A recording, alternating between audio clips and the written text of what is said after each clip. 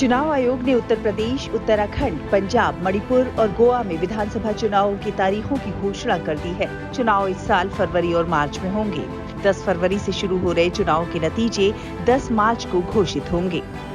UP में 7 चरणों में वोटिंग होगी, जबकि उत्तराखंड, पंजाब और गोवा में एक एक चरण में मतदान होंगे। वहीं मणिपुर में 2 चरणों में वोटिंग की जाएगी। कोरोना के खतरे को देखते हुए फिलहाल ना ही कोई रैली हो सकेगी और ना ही जनसभा।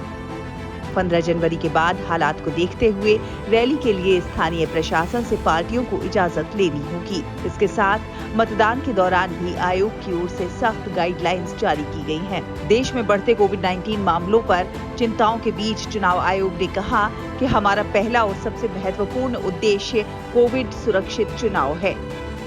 मुख्य चुनाव आयुक्त सुशील चंद्रा ने कहा कि इसके लिए बहुत सारी योजना सावधानी पूर्वक तैयार की गई हैं। साथ ही क्योंकि कुछ लोग कोविड संक्रमित होंगे और इसलिए सवाल ये भी उठता है कि जो लोग क्वारंटाइन हैं, वो अपना वोट कैसे देंगे। ऐसे में पोस्टल बैलेट की सुविधा उन लोगों के लिए उपलब्ध हो सकेगी। कोविड संक्रमित या संदिग्ध के घर चुनाव आयोग की टीम जाएगी और पीड़ित व्यक्ति से वहीं वोट कराएगी।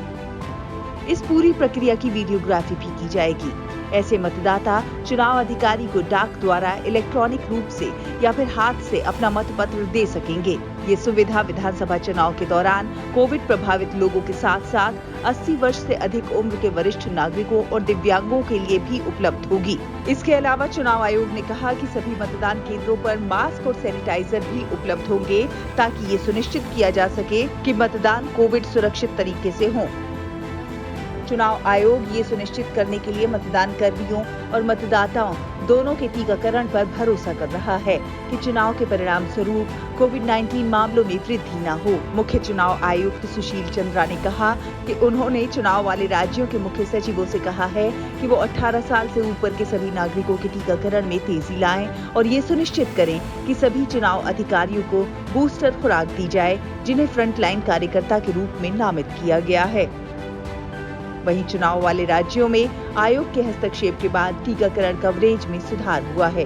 इसके अलावा चुनाव आयोग ने जिला निर्वाचन अधिकारियों से कहा है कि वो प्रत्येक मतगणना केंद्र के लिए एक नोडल अधिकारी नियुक्त करें, ताकि कोविड-19 दिशा निर्देशों का अनुपालन सुनिश्चित किया जा सके।